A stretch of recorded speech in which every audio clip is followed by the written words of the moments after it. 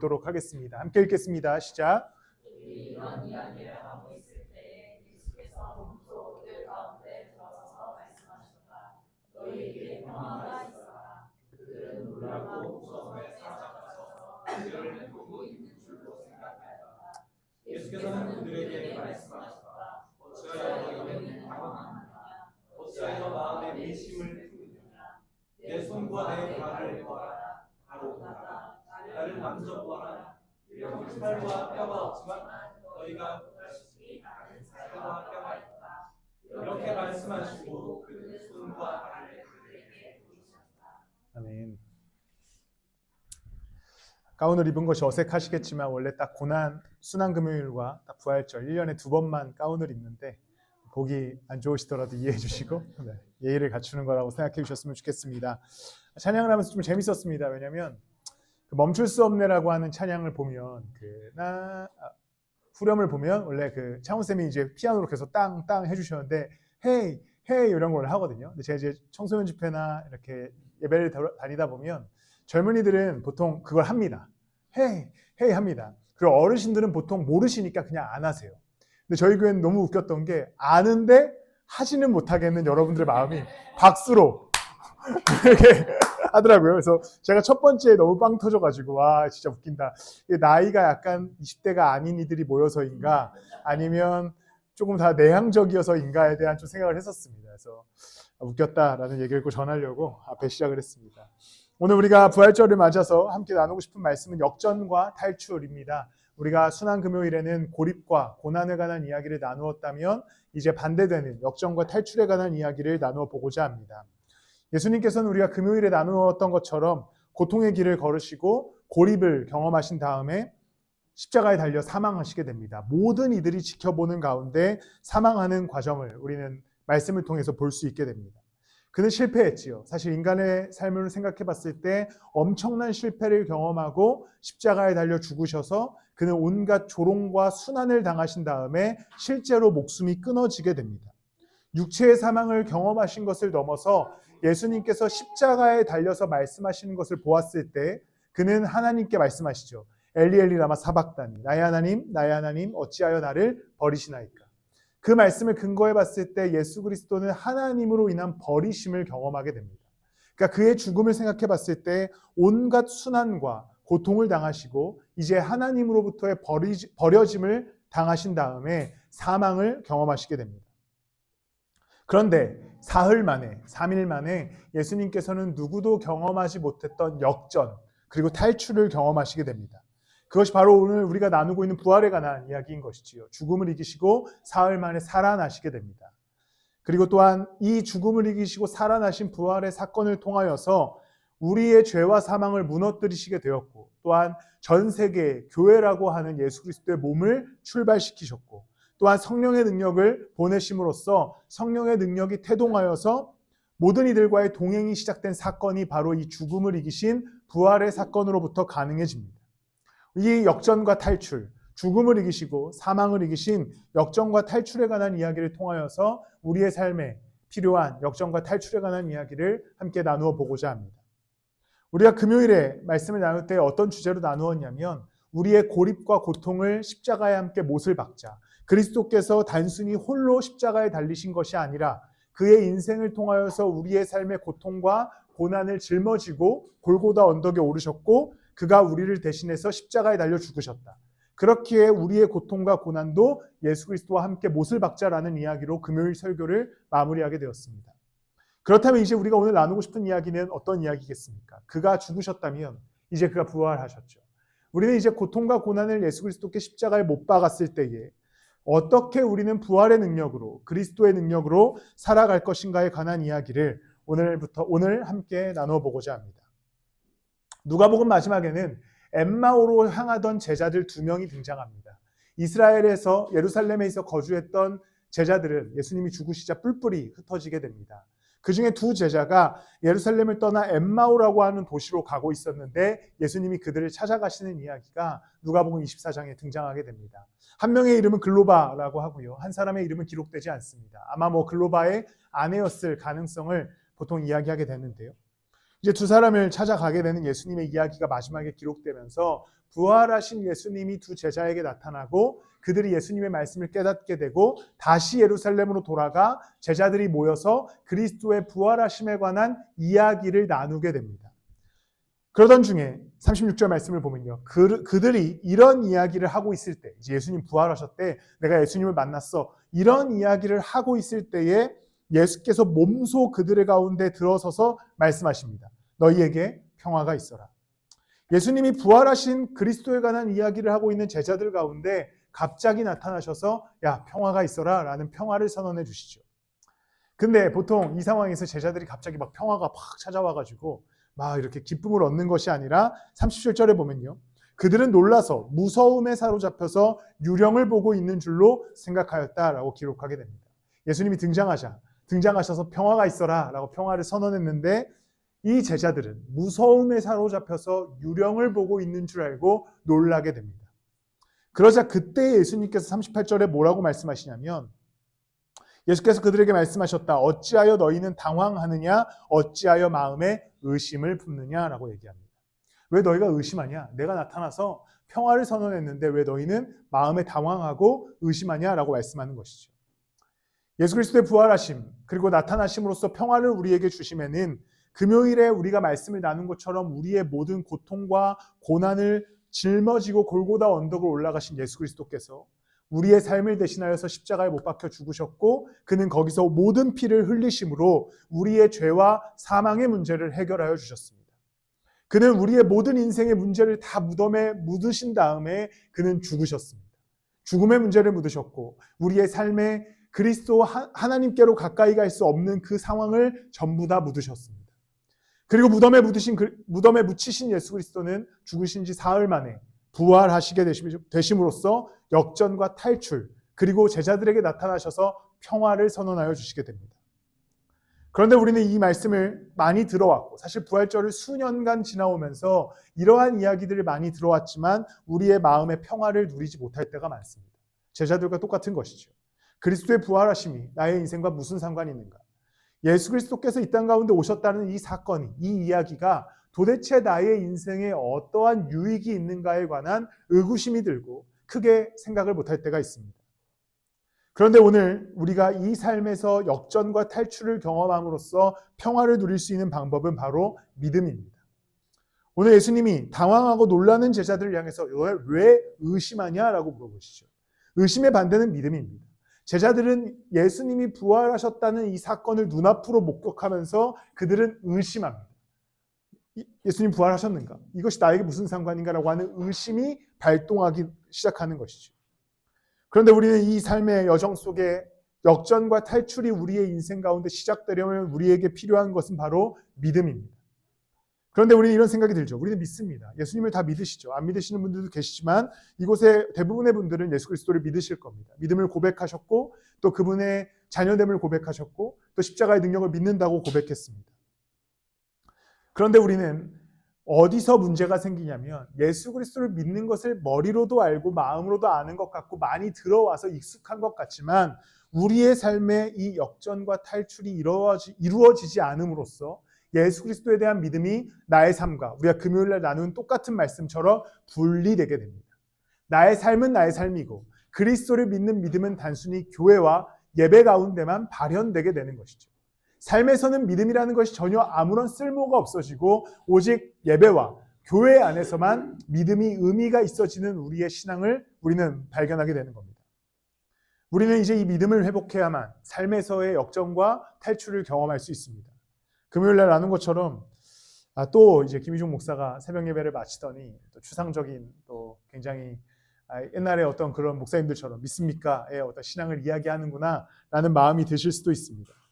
그런데 어쨌든 이것은 가장 우리가 예수 그리스도를 따라가는 데 있어서 신앙생활하는 데 있어서 가장 근본적인 이야기이고 가장 기본적인 이야기이기 때문에 오늘은 역전과 탈출을 가져다주는 이 믿음에 관한 이야기를 함께 나눠보고자 합니다. 갈라디아서 2장 20절 말씀을 우리 함께 읽도록 하겠습니다. 함께 읽겠습니다. 시작. 나는 그리스도와 함께 십자가에 못 박혔습니다. 이제 살고 있는 것은 내가 아닙니다. 그리스도께서 내 안에서 살고 계십니다. 내가 지금 육신 안에서 살고 있는 삶은 나를 사랑하셔서 나를 위하여 자기 몸을 내어주신 하나님의 아들을 믿음 안에서 살아가는 것입니다. 갈라디아서 2장 20절 말씀을 보면 이제 이렇게 말씀합니다. 내가 예수 그리스도와 함께 십자가에 못 박혔습니다. 그래서 나는 내 안에 예수 그리스도께서 살아가고 계십니다. 내가 이제 육체 안에 사는 것은, 내가 이 땅에서의 삶을 살아가는 것은 뭐라고 기록됩니까? 하나님의 아들을 믿는 믿음 안에서 살아가는 것입니다 라고 얘기합니다. 우리는 보통 이 말씀을 어떻게 오해하고 있냐면 하나님의 능력으로 살아간다거나 하나님의 어떠한 일하심으로 살아간다고 이야기하는 것처럼 느껴지지만, 이 갈라디아서 2장 20절 말씀에서 분명히 이야기하는 것은 하나님의 아들을 믿는 믿음 안에서 살아간다라고 얘기합니다. 결국 그리스도와 함께 십자가에 못 박힌 자들, 고난과 고립을 예수 그리스도께 못 박은 이들은 이제 어떻게 살아가기 시작하냐면 그리스도를 믿는 믿음 안에서, 하나님의 아들, 즉 예수 그리스도를 믿는 믿음 안에서 살아가게 되었음을 이야기합니다. 우리 당장 눈앞에 회복과 희망, 어떠한 소망이 보여지지 않을 수도 있습니다.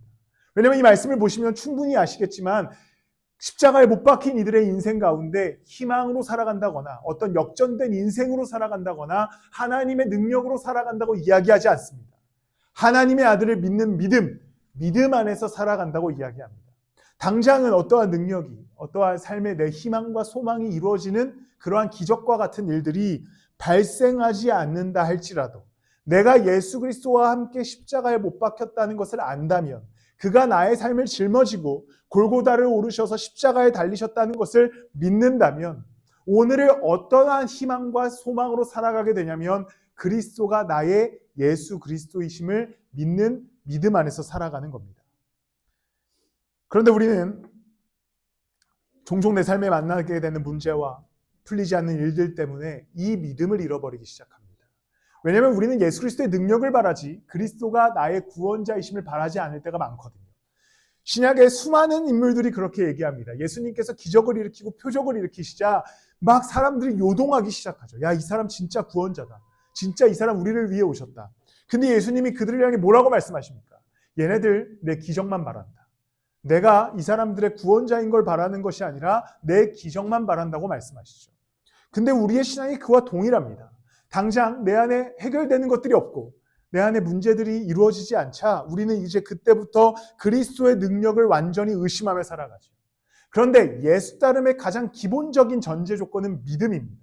하나님의 아들 예수 그리스도가 나를 위해 이 땅 가운데 오셨고 그가 십자가에 달리셨고 죽으셨고 또한 부활하셔서 나를 그 피로 구원하여 주셨다는 그 사실을 믿는 믿음 안에서 살아가는 것, 이것이 역전과 탈출의 시작점이 되는 겁니다. 그런데 우리가 앞에 말한 것처럼 그리스도를 향한 믿음이 존재하지 않다 보니까 어떠한 문제를 경험하게 되냐면 우리가 금요일날 나눈 똑같은 원리대로 그리스도를 따라가는 삶과 나의 인생을 분할하여서 믿음을 잃어버린 채로 나의 인생을 살아가는 것이죠. 내 삶을 분리합니다. 그래서 하나님의 능력을 믿는다라고 고백하지만 이 믿음은 단순히 예배와 신앙의 행위에만 집중되어 있습니다. 삶에서 어떤 일이 벌어집니까? 내 일들은 다 내 능력으로 해결하려고 하는 것이죠. 내 안에 살아계신 그리스도는 사라져버리고 나의 일상을 살아가는 가운데 항상 나의 힘과 나의 의지로 살아가려고 합니다. 예수님과 함께 걸어가는 순간은 단순히 이 예배면 충분하다고 생각하고 그저 이 순간이면 우리는 예배했으니까 믿음을 지켰다라고 생각합니다. 그런데 분리된 나의 인생, 이분으로 나뉘어진 이 인생 때문에 나의 인생에서는, 나의 삶에서는 예수 따름에 대한 확신도 없고 믿음도 없고 믿음의 걸음도 없이 그저 그냥 걸어가는 인생을 경험하게 되는 것이죠. 예수님과 함께 걸어가야 하는 삶은 예배와 신앙의 행위에만 있지 않고 모든 우리의 삶 가운데 있습니다. 그러지 않으면 우리는 진정한 삶에서의 역전과 탈출을 경험할 수 없게 되는 것이죠. 여기서 예수를 안 따라가는데, 즉 안 따라간다는 건 무엇을 의미합니까? 의심한다는 거죠. 믿음이 없다는 겁니다. 그런데 여기서 어떻게 역전과 탈출을 경험할 수 있겠습니까? 그러니까 예배 드려요. 나 예배 드렸습니다. 주님, 당신이 나의 구원자이심을 믿습니다. 근데 삶에서는 예수 따름이 존재하지 않습니다. 의심하고 있는 거죠. 그런데 어떻게 우리는 이 삶에서 역전과 탈출을 기대하겠습니까? 여기에 명확한 예가 있죠. 바로 죽음입니다. 우리는 누구나 죽음을 경험합니다. 아무리 애쓰고 노력해도 죽음을 경험할 수밖에 없는 존재들입니다. 자, 우리의 삶과 예수 그리스도를 분리한다고 생각해 봅시다. 죽음은 어디에 찾아오게 됩니까? 우리의 삶에 찾아오게 되죠. 근데 이 죽음을 우리가 이겨낼 수 있는 방법이 있으십니까? 없지요. 예를 들어서 여러분들이 갖고 있는 삶의 직업적인 문제들은 여러분들이 노력하고 애쓰면 어느 정도 해결할 수 있다라고 하는 생각을 하게 됩니다. 왜냐하면 열심히 했더니 어느 정도 성과를 이루기 때문이죠. 때로는 여러분들 삶에 어떤 일어난 관계의 문제들이나 혹은 삶에 일어난 마음의 문제들은 그냥 스스로 노력하고 뭐 어떠한 처방을 했더니 어떠한 일을 했더니 어떠한 쉼을 가졌더니 해결해지는 것처럼 느껴질 수가 있습니다. 그런데 그렇게 하나하나 해결해 나가는데 결과적으로 인간은 어떤 문제를 만나게 되냐면 죽음을 만나죠. 죽음의 문제를 최종적으로 모두가 경험하게 됩니다. 그런데 이 죽음의 문제를 인간의 노력이나 인간의 힘으로 이길 수 있는 방법은 아무것도 없습니다. 누구도 이기지 못하죠. 의학적으로 인하여서 수명을 조금 늘릴 수 있겠고 또 어떠한 일들로 인하여서 수명이 길어질 수는 있겠지만 최종적으로 죽음을 이길 수 있는 방식과 방법은 인간에겐 없습니다. 근데 우리의 삶에 죽음이 누구나 찾아오는데 이제 우리는 하나님의 아들을 믿는 믿음 안에서 살아가기 시작합니다. 그것이 의미되는 것은 이제 그를 믿는 자들은 결국 죽음을 이기신 그리스도와 함께 우리도 죽음을 이기고 영원한 하나님 나라와 생명을 향해 걸어갈 수 있게 되었음을 의미합니다. 결국에 마지막으로 얻게 되는 인간의 역정과 탈출은 죽음에서 이기는 역정과 탈출이고 하나님 나라를 얻게 되는 역정과 탈출입니다. 그럼 다시 이제 우리의 인생의 앞부분으로 돌아와 봅시다. 삶과 그리스도가 분리되어서 신앙생활 가운데는 믿음이 있지만 인생 가운데는 믿음이 없이 살아갈 때가 있는 것이죠. 그런데 최종적으로 죽음이라는 것을 예수 그리스도가 이기셨다면 그래서 우리에게 승리를 주실 거라면 이 나머지의 인생, 죽음을 향해 걸어가고 있는 우리의 인생은 어떻게 되겠습니까? 그리스도가 동일하게 역정과 탈출의 인생으로 지켜가시지 않으시겠습니까? 그런데 우리는 이것에 대한 신뢰가 없어진 것이죠. 믿음을 잃어버린 겁니다.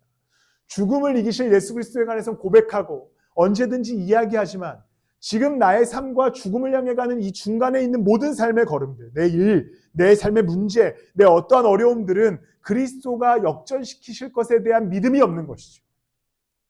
근데 죽음을 이기신 예수 그리스도를 믿으신다면 우리의 삶도 역전과 탈출을 허락하실 그리스도를 믿으실 수 있어야 됩니다. 그리스도는 결과적으로 우리가 금요일에 나눈 것처럼 우리의 고통과 고난을 짊어지고 우리의 인생을 짊어지고 십자가에 달리셨다면 부활하셔서 결국 우리의 인생을 짊어지고 동행하심으로써 이 땅을 살아가게 하여 주실 것이기 때문입니다. 믿음은 추상적인 이야기처럼 들리지만 인간에게는 죽음을 이길 수 있는 유일한 방식과 방법이 됩니다. 히브리서 11장 1절 말씀을 함께 보겠습니다. 함께 읽을까요? 시작. 믿음은 보이는 것들의 확신이요 보이지 않는 것들의 증거입니다. 이제 히브리서에서 믿음장이라고 불리는 11장을 시작하면서 이제 이렇게 말씀합니다. 믿음은 바라는 것들의 실상이다. 보이지 않는 것들의 증거다라고 얘기합니다. 바라는 것을 보이진 않지만, 바라는 것이 보이진 않지만 이것의 증거가 믿음이라고 얘기하는 것이죠. 제가 이걸 좀 쉽게 설명해 보겠습니다. 두 사람이 있어요. 둘 다 배가 고픕니다. 둘 다 배가 고파서 음식점에 갔어요. 근데 한 사람은 돈이 있어서 음식을 시키고 진동배를 받았습니다. 근데 한 사람은 음식을 시키지 않았어요. 그리고 똑같이 그 자리에 앉아 있습니다. 한 사람에게는 어떠한 확신이 있습니까? 지금 배가 너무 고프지만 내 안에 진동벨이 있음에 대한 믿음이 있죠. 음식이 나올 거라고 하는 확신이 있습니다. 지금 당장 눈에는 음식이 보이지 않지만 어느 날 요리사가 음식을 완성해서 우리에게 제공하면 그 음식을 먹고 배고픔이 해결될 거라고 하는 믿음이 있으니까 그 자리에 기다리고 있는 것이죠. 그런데 음식을 주문하지 않고 진동배를 받지 못한 사람은 어떻습니까? 음식이 나올 것에 대한 기대가 없죠. 배고픔을 아무리 해결하려고 해도 음식을 시키지 않았으니 음식이 나오지 않습니다. 그러니까 그는 결국에 그냥 거기서 입맛만 다시다가 귀가 좋지 되겠지요. 쉬운 이야기지만 믿음은 바라는 것들의 확신이요 보이지 않는 것들의 증거다라고 얘기하는 것이 그와 같습니다. 우리는 얘기하죠. 맨날 믿으라고 얘기하고 맨날 예수님 따라가라고 얘기하지만 당장 눈앞에 문제들이 해결되지 않고 당장 나의 일들이 제대로 풀리지 않음에 있어서 우리는 의심하기 시작합니다. 예수 그리스도 정말 살아 계신가? 그리스도가 정말 우리 가운데 역사하고 계신가? 그런데 우리에게는 이제 믿음의 진동벨이 필요한 것이죠. 주님이 곧 오신다. 주님이 나와 함께 하신다. 주님이 내가 죽은 이후에 나를 영원한 나라로 인도하신다. 이 믿음이 있는 자들은 이제 아직 나오지 않은 음식 때문에 절망하고 좌절하지 않습니다. 음식이 나올 걸 알고 있으니까요. 우리에게 이 배고픔이 해결될 걸 알고 있으니까요. 우리의 문제가 주님으로 인하여서 분명히 역정과 탈출을 경험하게 될 것을 알고 있고 믿고 있기 때문에 우리는 이제 의심하지 않고 기다리는 자와 같이 역정과 탈출을 기다리며 이 땅에서의 삶의 걸음을 옮겨갈 수 있어야 됩니다. 믿음은 이와 같습니다. 오늘 나에게 고통이 있죠. 바쁨이 있습니다. 피로감이 있고 문제들이 있습니다. 그런데 우리에게는 하나의 확신이 있습니다. 예수 그리스도께서 나와 함께 하신다. 그가 죽으시고 부활하셨다. 그리고 이 시간들 속에서 그가 성령을 보내셔서 나와 동행하고 계신다. 결국에 죽음 이후에 영원한 나라를 허락하실 예수 그리스도께서 오늘도 나와 함께 하시고 나의 인생을 인도하고 계신다라고 하는 믿음. 이 믿음을 가지고 우리가 걸어갈 때에 이제 우리는 그분이 주시는 놀라운 평화를 얻게 될 줄을 믿습니다. 어떠한 여러분들의 힘도 여러분들의 갖고 계신 것들로도 우리가 어린이 때 잘 불렀던 찬양이 있죠. 돈으로도 못 가요. 하나님 나라. 근데 사실 돈도 없어서 어차피 못 가고 그렇죠? 그렇죠? 아무것도 없어요. 뭐 갈 수 있는 방법이 없습니다. 하나님 나라는 아무것도 없습니다. 하나님 무슨 소리죠? 하나님 나라를 갈 수 있는 방법이 아무것도 없습니다. 그런데 우리가 예수 그리스도를 믿는 믿음 안에서 하나님 나라에 갈 수 있게 되는 것이죠. 저는 사순절을 지나가면서 매일 새벽을 예배했습니다. 매일이라고 하기엔 토요일 주일은 쉬었지만요. 다른 것보다 우리가 금요일에 나누는 것처럼 예수가 그리스도시다라고 하는 믿음을 회복하면서 그분께 나의 삶과 또한 우리 교회를 맡겨드리면서 32번의 새벽 예배를 드렸습니다. 그러면서 이제 교회에 관한 이야기를 좀 마지막으로 나눠보고자 하는데요. 우리의 삶과 또 교회의 역정과 탈출이 뭐가 필요할까라는 생각을 했습니다. 사실상 아무것도 필요 없죠. 왜냐하면 그리스도가 우리 교회를 만드셨고 또한 우리 교회를 주님께서 세우셨고 이제 자연스럽게 주님이 우리가 인도하시는 대로 걸어가기만 하면 되기 때문입니다. 그럼에도 불구하고 이제 뭐 공감하고 계시는 분들이 종종 계시겠지만 우리는 교회를 또 한번 이전해 보려고 합니다. 이것은 뭐 역정과 탈출에 관한 이야기는 아닙니다. 그러나 그리스도께서 부활하신 그 믿음을 가지고 우리는 교회를 한 번 더 이전함으로써 또 새로운 교회의 어떤 시대를 또 경험해 보고자 합니다. 11월이 이 장소가 이제 계약이 만료이기 때문에 한 7개월 정도가 남았고 저는 충분한 시간을 들여서 소위 이제 임장을 다니고 또 교회를 좀 알아보려고 합니다. 그런데 그것에 있어서 가장 기본적인 필요는 믿음입니다. 주님 좋은 장소를 주시겠습니다. 이런 믿음일 수도 있지만 먼저는 주님께서 우리 교회를 세우셨고 우리의 머리 되어주셨다는 믿음. 그래서 우리가 다음 걸음을 인간의 뜻과 인간의 힘으로 가는 것이 아니라 예수 그리스도의 그 능력을 의지하여서 다음 걸음을 옮겨가려고 합니다. 함께 교회에 되신 여러분들이 이 믿음의 걸음에 동참해 주시고 무엇보다 의심이 아닌 그리스도께서 이 교회를 세우셨다라고 하는 믿음에서 이 다음 걸음을 함께 옮겨가 주셨으면 좋겠습니다. 또 하나 기도하면서 묵상했던 것들은 이제 교회가 함께 좀 더 모이기에 힘쓰고 또 좀 더 하나님의 일들을 같이 감당하는 교회가 되어지기를 소망합니다. 예수 그리스도께서 교회를 세우시면서 무엇보다 제자들을 파송하시면서 선언하신 것은 무엇보다 선교적 사명입니다. 그것을 우리는 대사명, 대소명이라고 이야기하지요. 너희는 땅끝까지 이르러 모든 이들을 제자로 삼고 그들에게 침례를 주고 가르쳐 지키게 하라라고 하는 명령을 예수께서 부활 승천하시면서 모든 제자들에게 그리고 우리들에게 주셨습니다. 종종 우리는 선교라고 하는 것을 선택이라고 생각합니다. 그것은 사실 엄청난 큰 착각이지요. 왜냐하면 예수님께서는 기본적으로 모든 교회에게, 모든 인간들에게 선교적 사명을 허락하셨습니다. 그리고 어떠한 방식으로든 선교하여 그리스도의 복음이 전파되게 하신 것이죠.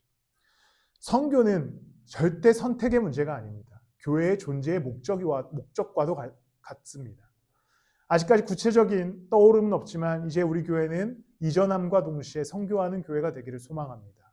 어떠한 형태일지 모르겠습니다. 그러나 주님께서 명확한 길들을 보여주실 때에 어떠한 형태로든 이제 우리 교회는 선교하는 교회, 그리스도의 그 대사명을 이루어가는 교회가 되기를 또한 소망합니다.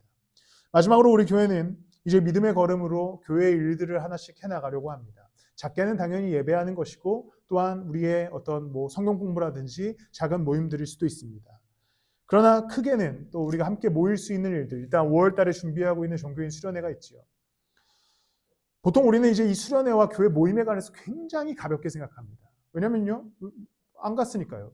코로나 기간을 지나면서 우리는 이것에 대해서 굉장히 무감각해졌습니다.